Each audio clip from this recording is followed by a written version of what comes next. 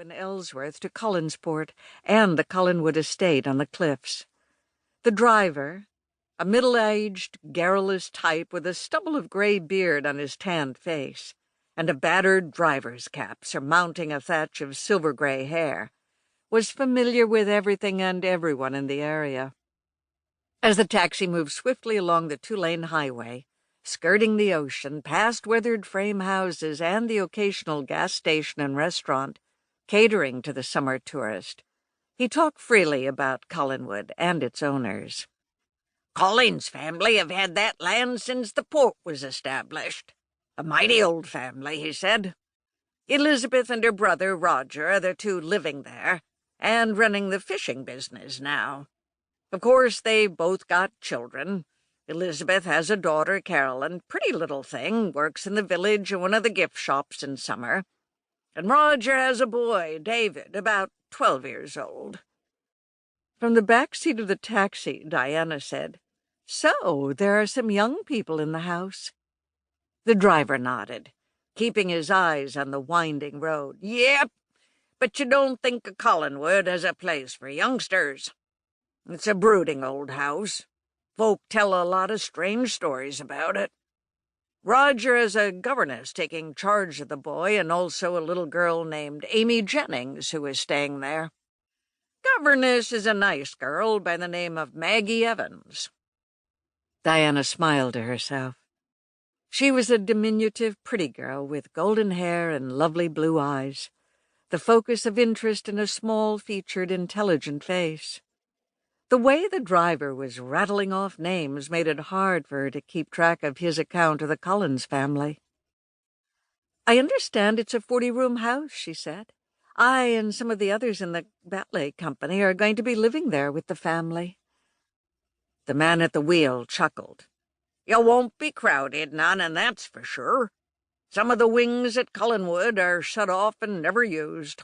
That is, unless you count the ghosts who are supposed to roam around in them." It was the first hint she'd had that Collinwood was haunted.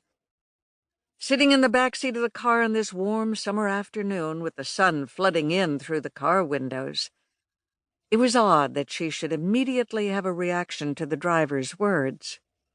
But she did. It was as if icy fingers had slithered down her spine. A tiny frown came to her face. "What about ghosts at Collinwood?" The gray-haired driver gave her a quick grin over his shoulder. "Why, you'll hear plenty about them if you live in that old house. You can take your pick. Local folk won't venture near there after dark if they can help it. There's the Phantom Mariner said to walk Widow's Hill, not to mention the ghost of Anya Collins, or the vampires and werewolves more than one has claimed to see." Diana was startled. "You make it sound as if the estate is a rendezvous for dark spirits." The driver made an expert turn on a sharp curve of the narrow asphalt road that seemed to run along the shore.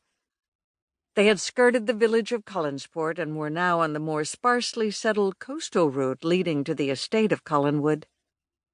At this point the road ran close to the high cliffs that came to a crest near the mansion of Dark Shadows. "More than one queer tale has been told about Collinwood," the driver assured her. "And a lot of the Collins family are strange ones.